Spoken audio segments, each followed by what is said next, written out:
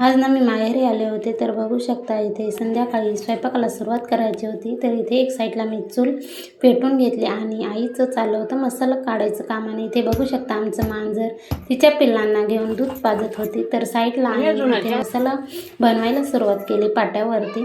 त्यानंतर एक साईडला मी इथे आता तिचा मसाला वाटून झाला होता. तर इथे छान अशी बुट्ट्या घेवड्याची भाजी, पातळ भाजी चुलीवरती शिजायला ठेवली. त्यानंतर एक साईडला गॅसवरती तांदळाचे छान अशा धिरड्या बनवायला घेतल्या. त्यानंतर आम्ही जेवण केलं आणि आईने हरभरा आणला होता, तर तो भाजायचा होता. तर मला खूप आवडतो, तर खूप छान असं गरम गरम लागतो.